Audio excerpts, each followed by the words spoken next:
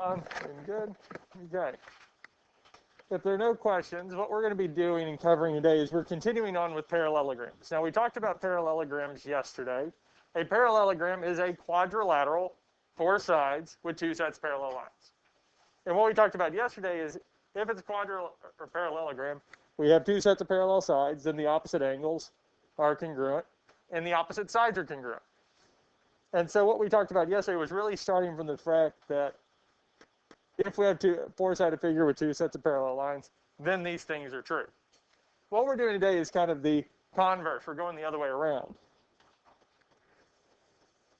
So you don't have to write all of this here, but really the parallelogram opposite side converse is pretty much saying if both pairs of opposite sides of a quadrilateral are congruent, then it's a parallelogram. So if the opposite sides are congruent, then it's a parallelogram. So what we had yesterday was if it's a parallelogram, then the opposite sides are congruent. So it's flipping it. And the other one, the parallelogram opposite angle converse, is if the opposite angles of a 4-sided figure are congruent, then it is a parallelogram. So it's going backwards from what we did yesterday.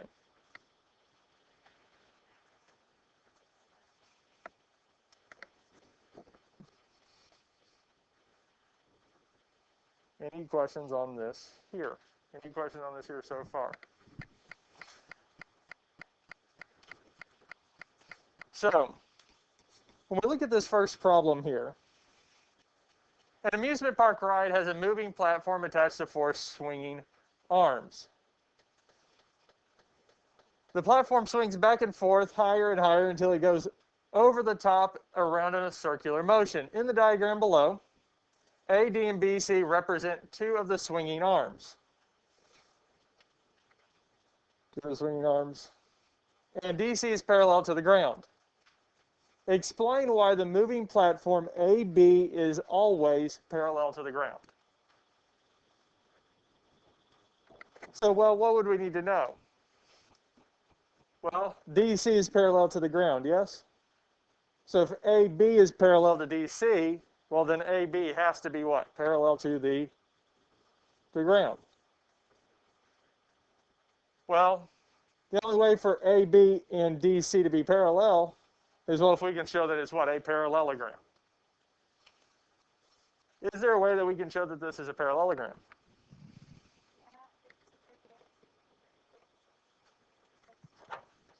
Yes, because these 2 here and these 2 here, the opposite sides are congruent.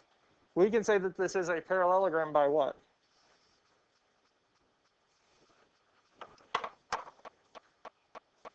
Come on. Our parallelogram opposite side converse. So the reason we can say this is our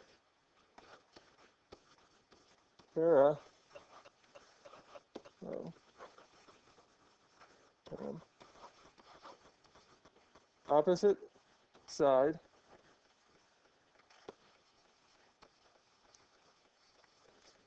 converse.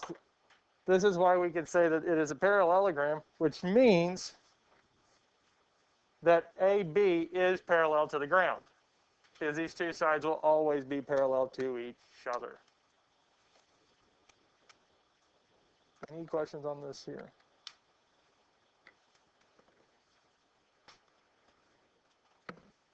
Okay, that's it. In quadrilateral ABCD, AB is equal to BC, and CD is equal to AD. Is this a parallelogram? Let's see here. AB is equal to BC, and CD is equal to AD. So can we say that this is a parallelogram? No. Because for it to be a parallelogram, what? The opposite sides have to be congruent, the same. Are the opposite sides the same? No. So can we say this is a parallelogram? No. Opposite sides aren't Congruent. The opposite sides are not congruent. So we can't say that it is a parallelogram because the opposite sides are not congruent. For us to be able to say it, we did need either the opposite sides to be congruent or both sets of opposite angles to be congruent.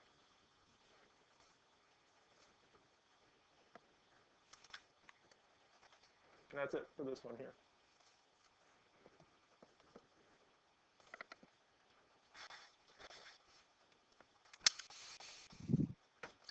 Okay.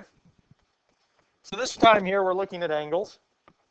We're told that the measure of angle W is 42 degrees. We're told that the measure of angle X is 138. And we're told that the measure of angle Y is 42 degrees. Find the measure of angle Z, and then we want to determine if this here, this four-sided figure, is a parallelogram. Well, what do we know about the sum of the interior angles of any four-sided figure? It's 360. The sum of all the angles inside of a four-sided figure, quadrilateral, is 360. So we can say 42 plus 42 plus 138 plus X is equal to 360. I know it's angle Z, we'll just call it X. This missing angle.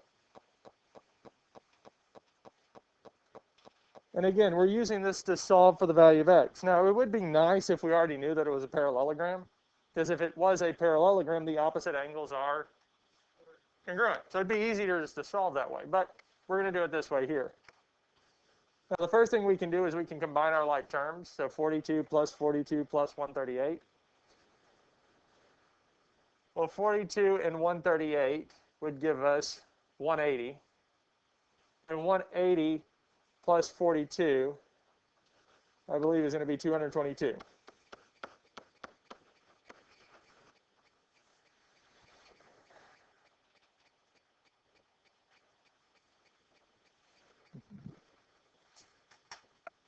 And then what would we need to do next? Yeah, subtract 222 from 360. Subtract 222 from both sides. And when we do this, well, 222 minus 222 will cancel. And we get X is equal to, well, we need to subtract this here. 5, 10, 8. 5 minus 2 is. So we find out that this missing angle here is 138 degrees. Okay, well, that's nice. But does that help us in determining whether or not it is a parallelogram? Well, yes. Because what does it tell me about the angles? Are both sets of opposite angles congruent? Yes. So is it a parallelogram? Yes. By our opposite, or let's see here. We're getting a word. Parallelogram.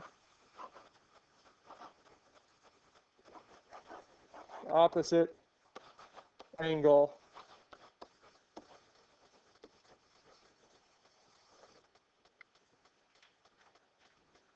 converse. Our parallelogram opposite angle converse theorem states that if you have a four-sided figure and the opposite angles are congruent, then it is a parallelogram. That's it. That's all we have for this here.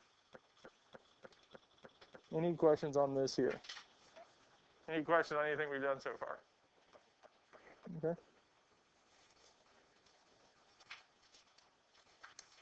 Okay. Now let's look at this one here. For what values of X and Y is quadrilateral ABCD a parallelogram? Explain your reasoning. So if this is going to be a parallelogram, what do we know? The opposite angles must be the same. They must be congruent, right? So that means that these two angles here need to be equal. And we also know that these two angles here must be equal as well. So what it's telling me is that, well, 2x needs to equal 3x minus 32. It's also saying that 4y needs to be equal to y plus 87, because if this is going to be a parallelogram, the opposite angles are congruent. Now, they just gave us equations, but this still holds true, because these opposite angles need to be congruent. Now, it's asking for what value of x is going to be true. Well, we're going to set them equal to each other because they're supposed to be equal. If this is a parallelogram, 2x is going to equal 3x minus 32, and 4y is going to equal y plus 87. Well, if I set them equal to and solve for the value of x and solve for the value of y, well, it'll tell me what value of x and y will make these be congruent.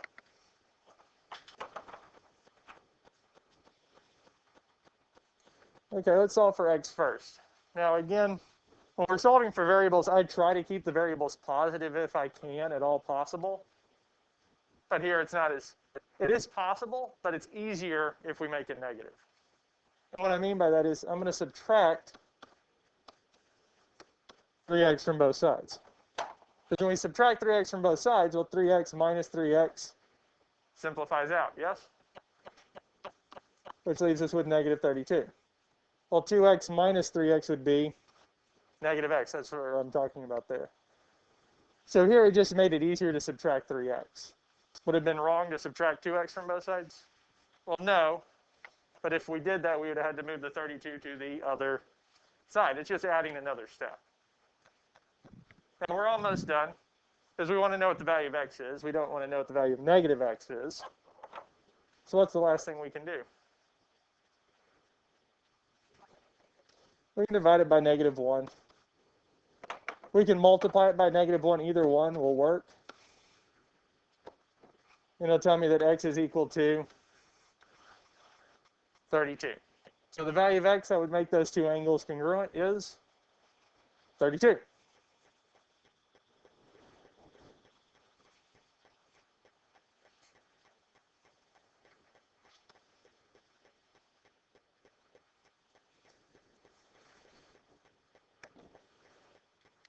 Okay. Now we need to do essentially the same thing for y. We just need to get y by itself. Well, the first thing we can do in getting y by itself is subtracting y from both sides. Well, y minus y will cancel, leaving me with 3y is equal to 87. And then we would divide both sides by 3, leaving us with that y is equal to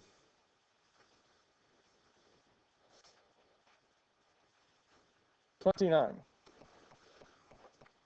So the value of x that will make these two of the angles congruent is 32. The value of y that would make two of these angles congruent is 29. That's it. That's all we have to do for this here.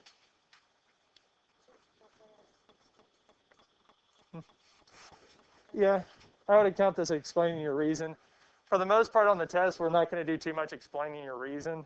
But on the homework, if it asks, it'll probably give you a drop down or a selection of options to pick from.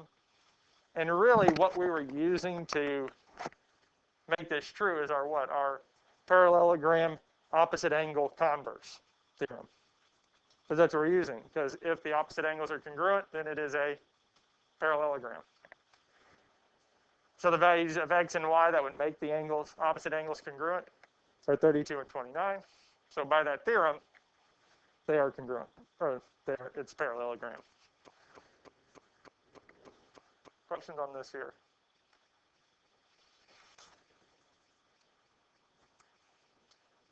Okay. For what values of x and y is the quadrilateral, this here, PQRS, a parallelogram? Well, for it to be a parallelogram, the opposite sides have to be the same. They have to be congruent. And we know that by our parallelogram opposite side converse. So one thing that we have is that these two sides are congruent. So x plus 9 is equal to 2x minus 1. We also have the other direction, that y is equal to x plus 7. So those are our two sets of opposite sides, and we know that they need to be congruent in order for this to be a parallelogram. Which one of those two am I not going to solve for first? The one in blue or the one in green? Because there's one of them that we can't solve, we can't do anything with yet. The one in green, because we have it in terms of x and y. Have we gone over a method for solving for two things at the same time? Well, no. No matter how high up in mathematics you get, we only solve for one thing at a time. Because we can only really solve for one variable at a time. We can solve for x and then use that to solve for y. But I've never been able to solve for x and y, two different variables at the same time. Because this here, y equals x plus 7, well, that's just a line. There's many, many different values of x and y that would work. So we need to solve the one in blue first, because that's just in terms of x. There's an x value that's going to make this true. So when we look at this here, we want to get x by itself. So what can we do first? I would subtract x. Yes, I would agree. I would just subtract x from both sides. And when we subtract x from both sides, well, x minus x simplifies out, and I get 9 is equal to, well, 2x minus x would give me x, and we have minus 1.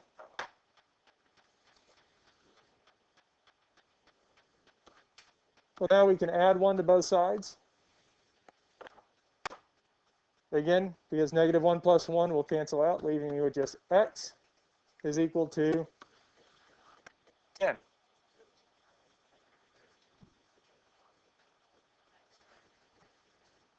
Over here.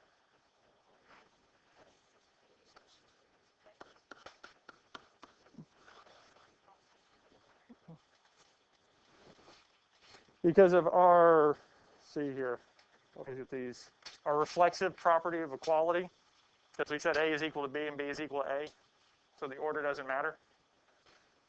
These here are the same thing. 10 is equal to x and x is equal to 10. So any questions on anything we've done thus far? So we found the value of x, yes? So that means in this other equation here, y equals x plus 7. What's the value of x? 10. So what I can say over here is y is equal to what? 10 plus, so y is 17. And that's it. So even though we were given two different values, given an equation where we had x and y, we just need to solve the one that had all of the same variable and then plug it into the other one to solve.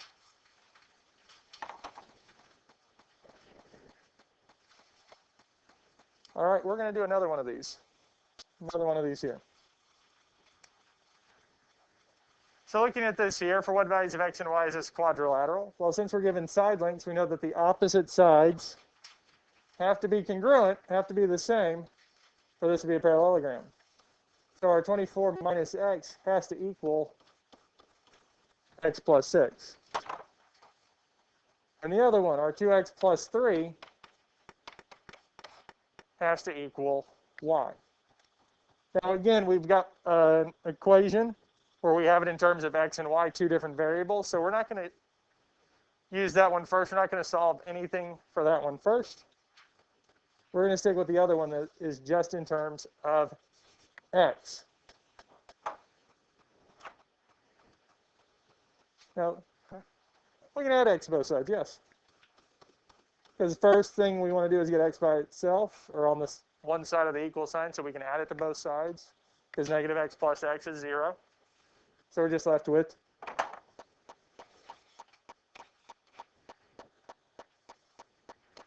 try to stick with one color. 24 is equal to, well, x plus x is 2x plus 6.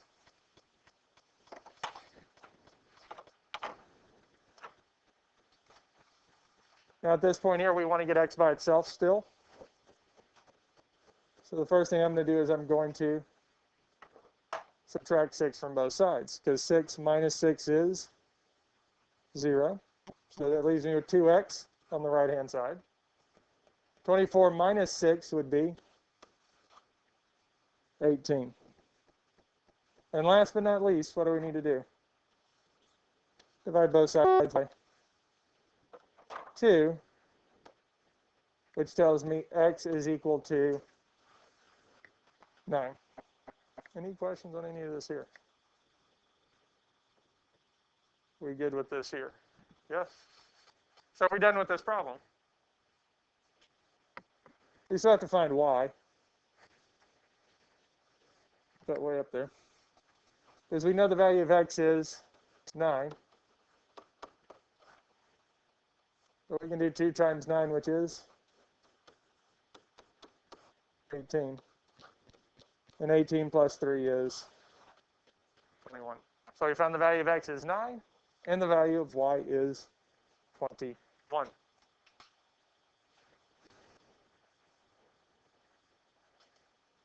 Any questions on any of this here?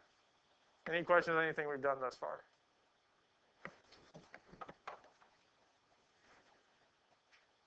If we're good with this here, we will move on. Now we have these other sets of theorems.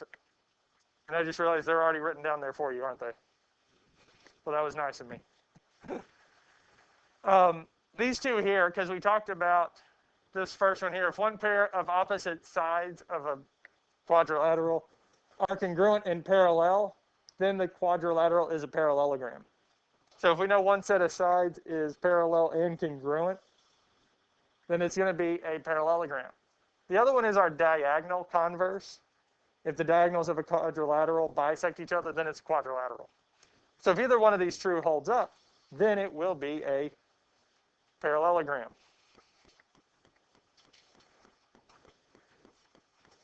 And we're not going to worry about that one there. So we're not going to worry about that real world problem. We'll move on to these here. State what theorem you can use to show that the quadrilateral is a parallelogram. So our first one here, well, that's the one we just saw, wasn't it? This here, number 3, because we have 30 and 30, a set of parallel sides and a congruent side, so it's our opposite sides, parallel and congruent theorem. Come on. So this here is a parallelogram, and it's because of our, let's see here, parallelogram, opposite sides, parallel and congruent,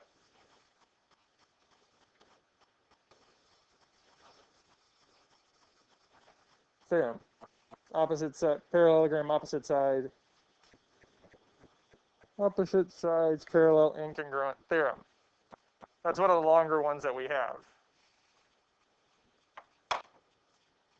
So again, this is just really picking out why they are parallelograms.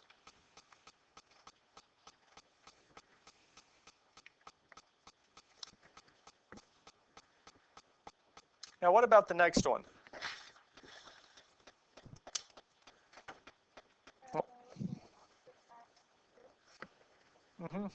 So this would be our parallelogram, 2 L's. So our opposite sides converse. Our parallelogram opposite side converse. Because if the opposite sides of a parallelogram are congruent, not opposite sides parallelogram, the opposite sides of a quadrilateral are congruent, then it is a parallelogram.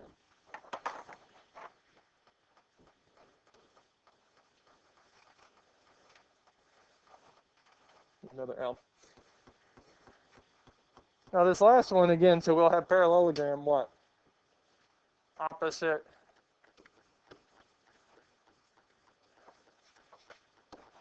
angles.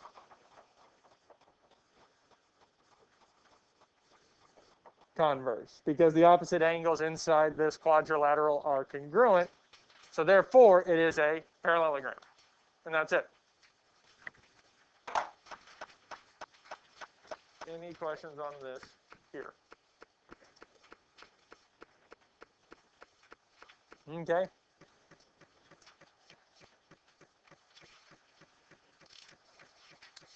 And this here, these three here are going to be the last three problems we look at, and then we are actually done for today.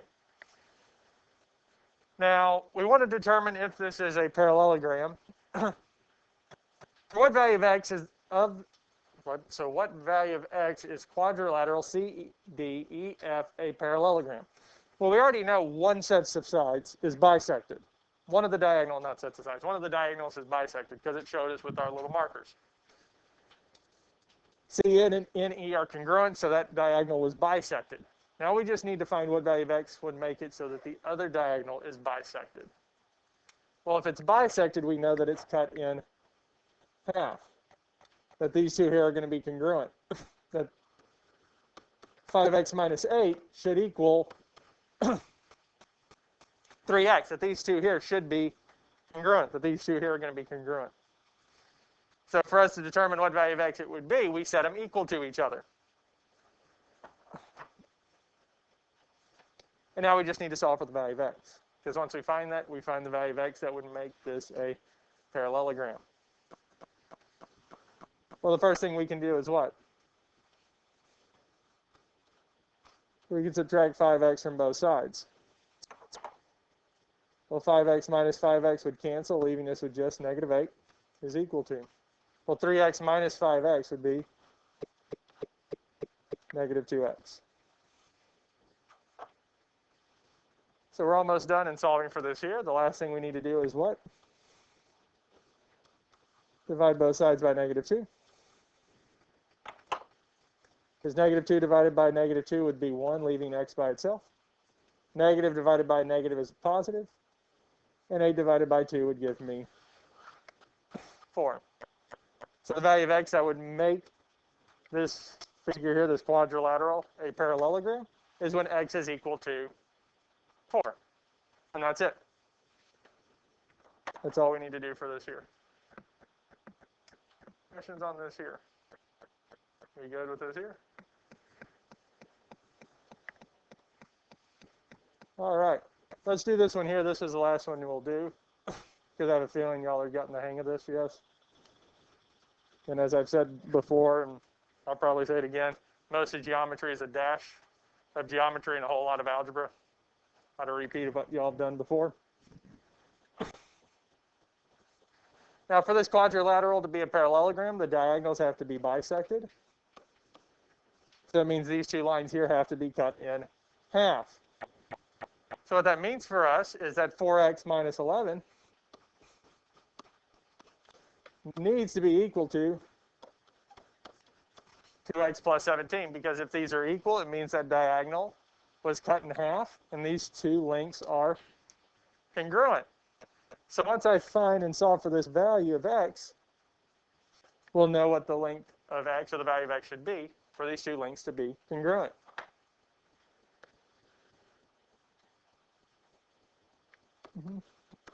So we can get x on the same side, so I'll just subtract 2x from both sides, because 2x minus 2x will cancel. Well, 4x minus 2x is 2x. So 2x minus 11 is equal to 17. So we got x on one side of the equation. Now we're going to get it by itself. And to do that, we can add 11 to both sides, because negative 11 plus 11 will cancel, giving me 2x is equal to 28. And last but not least, we need to divide both sides by 2. And when we divide both sides by 2, we get x is equal to 14. So the value of x that would make these two diagonals congruent is 14.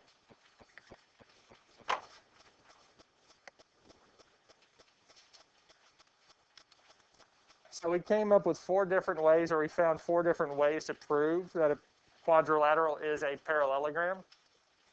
Well, one is we could show both pairs of opposite sides are parallel, because if we can do that, then it is a parallelogram. Well, we can show both pairs of opposite sides are congruent. Our parallelogram opposite side converse. Or we can show both pairs of opposite angles are congruent. Our parallelogram opposite angle converse. Or we can have that one pair of opposite sides are congruent and parallel. Our opposite sides, parallel and congruent theorem. I added a word there earlier. Or our parallelogram diagonal converse, that the diagonals bisect each other. So if we have one of these here, then we can say that it is a parallelogram. And that is it.